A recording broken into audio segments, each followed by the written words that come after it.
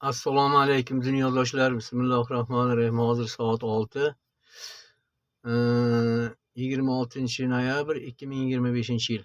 Aziz vatandoshlarim, men sizlarga Franklinni Ukrainani qanday qilib aldaganligi, Ukrainani qanday qilib vayron qilib yo'q qilganligi, uni oxirida kimi qo'li bilan battar vayron qilayotganligini o'z ko'zinglar bilan ko'rib turibsizlar. Ko'zinglarda oldida isbot bo'lib turibdi. Hammasiga sababchi Franklin.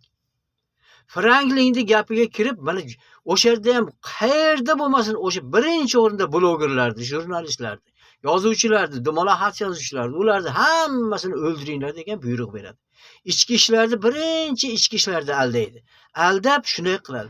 Mana hozir menda tergov bo'lyapti. Tergovda ham o'zim tushunib o'tiribman mana shu narsalarni.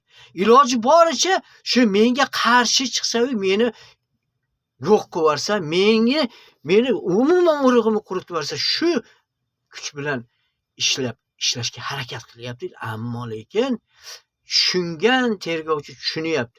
Tushunmaganlar lekin tushunmaganlar. Franklinni tushunmaganlar. Aldanib qolayotgani bilan shu blogerlarga, jurnalistlarga, deputatlarga, boshqalarga shu Franklinni yo'liga to'g'anoq bo'layotganlarni yo'q qilib tashlayapti. Qamab tashlayapti, u qilyapti, bu qilyapti. O'zini odami-ku bu. O'sha davlatlarda ham shu o'zini odamini, o'zini yog'ini o'ziga yog'iga go'shini qo'g'rayapti. Ana shunday bo'lyapti. Hozir O'rta Osiyoda, o'zi Jirinovskiy yana aytay, Jirino qaytdiki, endi navbat O'rta Osiyoga dedi.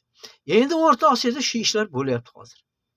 Mana o'zini millatining, o'zini qiynab, o'zini millatiga qarshi turib, aldanayotganini bilmayapti. Biz ularga teskari gapirmayapmiz, qarshi demayapmiz, sizlar noto'g'ri ish qilyapsizlar demayapmiz. Sizlar aldanyapsizlar.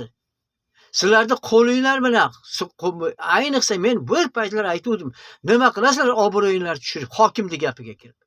Hokim o'zining ishini, vazifasini bajaraversin. Agar hokim sizlar bo'lmasa, hokim bir balo ham ish qila olmaydi hech qachon. Hech narsaga arzimaydi. Faqat sizlarni tushunmasdan shuni gapiga quloq solib, shu ishni qilayotganinglar shu katta xato bo'lyapti, ichki ishlar. Xato bo'lyapti. Aldanyapsizlar sizlar. O'zinglar oxirigacha shu ishni olib borsanglar, vayron qilib olasizlar.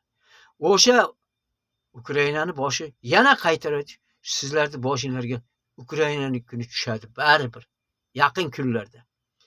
Mana ko'ryapsizlar, to'xtamaydi bu. Franklin bor yerda vayrongarchilik